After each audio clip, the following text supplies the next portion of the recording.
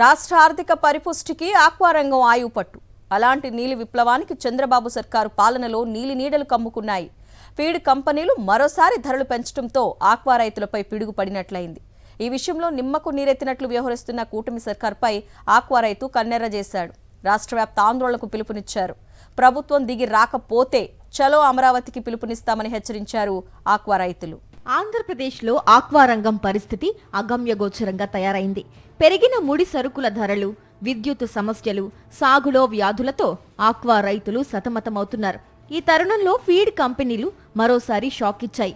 Vannamei రకం మేతపై టన్నుకు 10,000, tiger PRAN మేత ధరపై 12,000 అమాంతం పెంచేశాయి. నెల రోజుల క్రితం కేజీకి 4 రూపాయలు పెంచిన కంపెనీలు ఇప్పుడు ఏకంగా 10 నుండి 12 రూపాయలు పెంచేశాయి.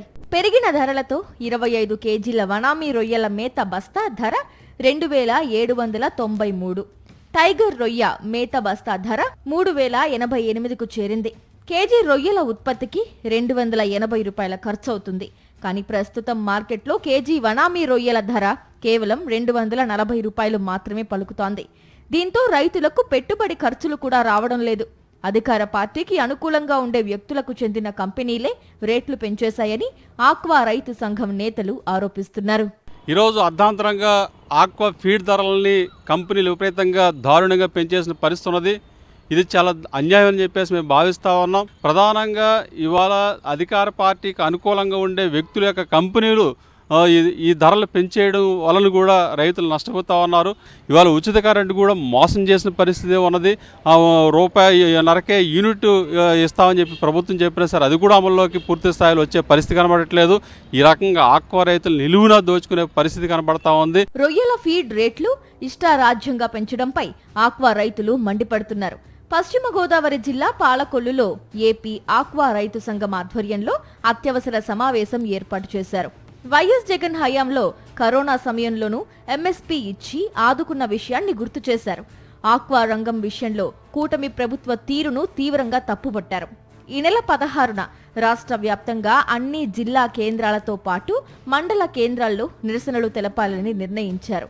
సమస్య పరిష్కారం కాకపోతే చలో అమరావతికి పిలుపునిస్తామని హెచ్చరించారు ఆక్వా సంఘం నేతలు. ఇవాళ మెడిసిన్ రేట్లు పెరిగిపోయింది, నాణ్యమైన సీడ్ లేదు, ఇవాళ ఫీడ్ రేట్లు పెంచేస్తున్నారు, ఇవాళ ప్రాసెసింగ్ ప్లాంట్లో రేట్ లేదు, వేరియేషన్స్ ఇవ్వట్లేదు. ఇన్ని రకాల ఇబ్బందులు ఉండి ఆ సమస్యలు ఏమీ తీర్చకుండా కేవలం ఇవాళ ఏదో మెటీరియల్ పెరిగిపోయినాయి, రా మెటీరియల్ పెరిగిపోయినాయి అని చెప్పేసి ఓన్లీ ఫీడ్ మీదే ఉన్నారు. కాబట్టి మీ అందరం కూడా రాష్ట్ర స్థాయిలో ఒక కార్యాచరణ రూపొందించుకుని ముందుకెళ్తామని చెప్పి ఈ రాష్ట్రంలో ఇక్కడ మా దగ్గర ప్లాంట్లు పెట్టుకుని ఇక్కడ వ్యాపారం చేస్తున్న వాళ్ళు మా సరుకు కొనకుండా ఎక్కడో గుజరాత్ని వరుస నుంచి సరుకులు కొనడం ఏంటి? ఆ వేరియేషన్స్ కానీ ఎన్ని రైతుకు అందేలాగా కనుక చేయకపోతే అవసరమైతే చెలో అమరావతి కార్యక్రమం కూడా పిలుపునిస్తామని చెప్పి తెలియదు. గత ప్రభుత్వంలో కూడా కరోనా అనేటువంటిది వచ్చి మన మహమ్మారి మనల్ని ఇబ్బంది పెడుతుంటే ఆ టైంలో కూడా ఖచ్చితంగా ఎంఎస్పీ అని పెట్టి రైతు లాస్ట్ కేజీ దాకా ఒబ్బడి చేసిన ఘనత ఏముందంటే ఆ ప్రభుత్వం ఉంది.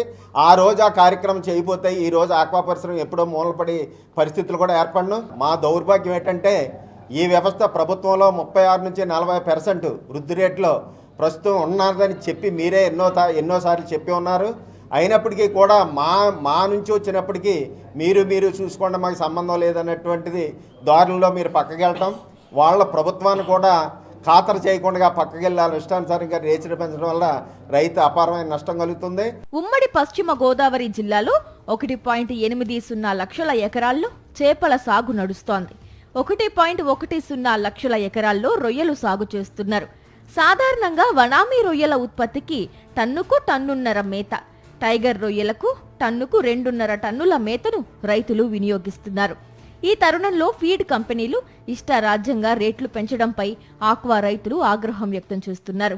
గడిచిపోయిన గవర్నమెంట్లో అప్సరా చైర్మన్ ఏదైతే ఉన్నారో వెంటనే రైతులకి మండల వారీగా, జిల్లా వారీగా, స్టేట్ లెవెల్ ఏదున్నా అన్ని విధాలు ఆదుకుని ముందు రైతు బాధ ఏంటో తెలుసుకోవడానికి ప్రయత్నం చేసేవారు.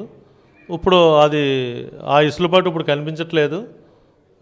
ఎవరిష్టానుసారం వాళ్ళు స్టేక్ హోల్డర్స్ కానీ వేరే అన్నీ కూడా ఎవరిష్టానుసారం వాళ్ళు రేటు రా మెటీరియల్ పెరిగిందని రేట్లు పెంచుకుంటూ వెళ్తున్నారు తప్ప రైతు గోడు ఇనే పరిస్థితిలో అయితే ఇప్పుడున్న ఎప్సడా అయితే ఇప్పుడు పట్టించుకోవట్లేదని చెప్పాలి. కానీ మాకు గవర్నమెంట్ నుంచి సపోర్ట్ బాగా తక్కువ ఉంటుంది. ఎన్నికలకు ముందు ఓట్లు దండుకునేందుకు ఆక్వా రైతులకు బూటకపు హామీలిచ్చారు చంద్రబాబు. కోల్డ్ స్టోరేజీలు, తగ్గింపు ధరలకు ట్రాన్స్ఫార్మర్లు, సబ్సిడీపై ఏరియేటర్లు ఇస్తామని హామీ ఇచ్చారు. ఆక్వా జోన్లతో సంబంధం లేకుండా యూనిట్ విద్యుత్ రూపాయిన్నరకే ఇస్తామని చెప్పారు. కానీ 2 ఏళ్లైనా ఒక్క హామీ కూడా అమలు చేయలేదు. ఈ ఫీడ్ ధరలతో పాటు అనేక సమస్యలు ఉన్నాయి. ఒకవైపు మార్కెట్ ధర పతనం అయిపోయింది. వేరియేషన్ల వైజ్గా రేట్లు తగ్గించి రైతుల దగ్గర పర్చేజ్ చేస్తున్నారు. ఇన్ని రకాలుగా ఒకవైపు సీడ్ నాణ్యత లేదు, ఒకవైపు వాతావరణ సమస్యలు, ఇటు వైరస్ కానీ ఈహెచ్పి కానీ వ్యాధులతో సతమతం అవుతున్నాం. ఇన్ని రకాల ప్రాబ్లమ్స్ ఉన్నాం. దాంతోపాటు ఏదైతే ప్రభుత్వం రూపాయిన్నర సబ్సిడీని కూడా ఇంత కష్టకాలంలో ఉన్నప్పుడు వెంటనే షరతులతో లేని రూపాయిన్నర సబ్సిడీని కావాలని రైతులందరూ కోరుకుంటున్నారు. వాటి ఈ మా డిమాండ్లు ఏదైతే ఉన్నాయో ఇవన్నీ ప్రభుత్వం తక్షణమే మాకు పరిష్కరించాలని రైతాంగం తరపున కోరడం జరుగుతుంది. ఏలూరు జిల్లాలో మొత్తం 1307 ఆక్వా విద్యుత్ కనెక్షన్లు ఉన్నాయి.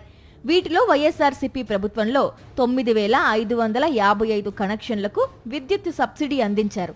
చంద్రబాబు ప్రభుత్వంలో మరో 3452 మంది రైతులకు సబ్సిడీ వర్తింపజేయాల్సి ఉంది. కానీ విద్యుత్ వినియోగ నాణ్యత 0.90 నుంచి 0.85% మధ్య ఉండాలని షరతు పెడుతూ 169 జీవో విడుదల చేసింది ప్రభుత్వం.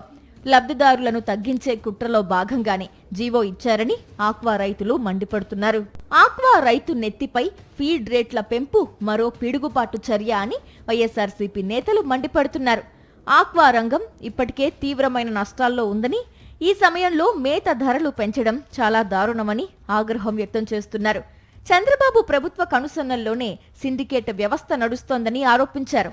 పెంచిన ఫీడ్ ధరలు వెంటనే తగ్గించుకుంటే వైఎస్ఆర్సీపీ ఆధ్వర్యంలో రైతులకు మద్దతుగా పెద్ద ఎత్తున ఆందోళన చేపడతామని హెచ్చరించారు. ఈరోజు ఈ గవర్నమెంట్ రైతు సమస్యలు చెబుతుంటే ఏదో పేపర్కి మీడియాకి రావడం, మీటింగ్ పెట్టడం, తర్వాత ఆ ప్రాసెసింగ్ ప్లాంట్ వాళ్ళతో మాట్లాడటం, వాళ్ళు మీటింగ్ పెట్టుకుని కాలక్షేపాలు మాట్లాడుకోవడం తప్ప రైతుకు ఉపయోగపడింది ఏమీ లేదండి. రాష్ట్ర ప్రభుత్వానికి ఆదాయం వచ్చి వనరులుగా ఉన్న ఆక్వా రంగం మీద మెయిన్ రాష్ట్ర ప్రభుత్వం దృష్టి పెట్టాలి.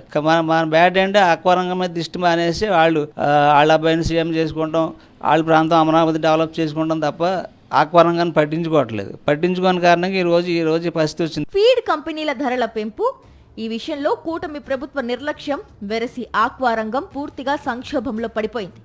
కొద్ది రోజులుగా పడిపోతున్న ఆక్వా ధరలను చూసి రైతాంగం గుండె చెరువవుతోంది. పెట్టుబడి కూడా రాని ఈ పరిస్థితుల్లో ప్రభుత్వం స్పందించకపోతే క్రాప్ హాలిడే ప్రకటించేందుకు కూడా సిద్ధమవుతున్నారు. ఒకవేళ ఆక్వా రైతులు క్రాప్ హాలిడే ప్రకటిస్తే ఈ రంగంపై ఆధారపడ్డ లక్షలాది మంది ఉపాధికి కోలుకోలేని దెబ్బ తగులుతుంది. మరిన్ని అప్డేట్స్ కోసం ఛానల్ ను సబ్స్క్రైబ్ చేయండి. నోటిఫికేషన్స్ కోసం బెల్ ఐకాన్ పై క్లిక్ చేయండి.